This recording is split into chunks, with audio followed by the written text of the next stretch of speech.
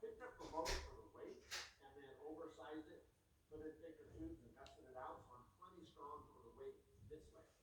What I haven't corrected is now these two bars, in theory, could go like this because they aren't angled braced to the front of the firewall.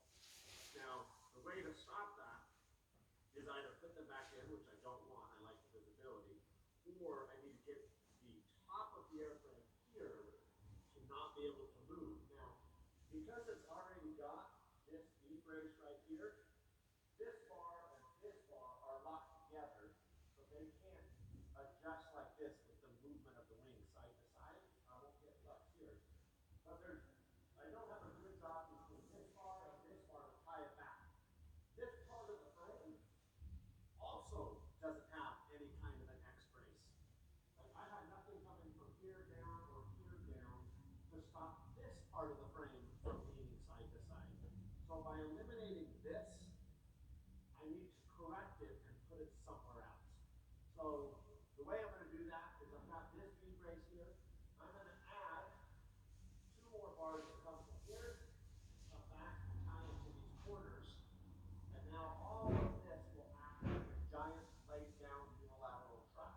None of these can shift anymore, which would hold this in place so long as this far back end wall can't lean side to side.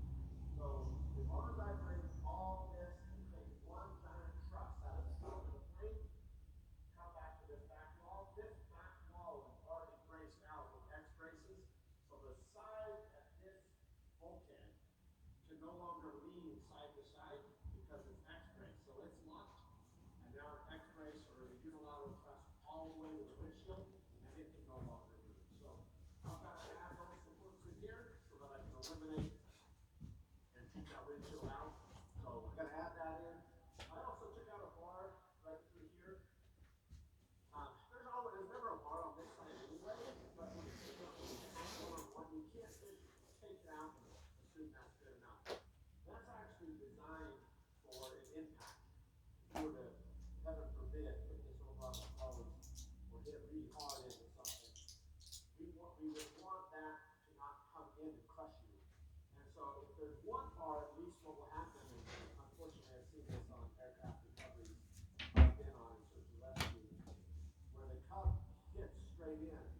Because there's a bar on one side, every time I've been there, it rotated down and right.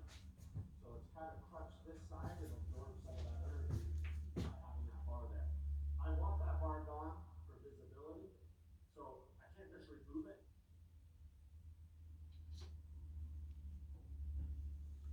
In place, so I'm going to go ahead and use the MIG, and I'm just going to tack it. I had a lot of people ask me questions online why I'm using a MIG instead of a TIG. The answer is I actually prefer TIG for a whole lot of reasons. Stronger. It's also a lot less weight. With a TIG, it doesn't use near as much material. It's a lot easier to get perfect. It's harder to use to weld, but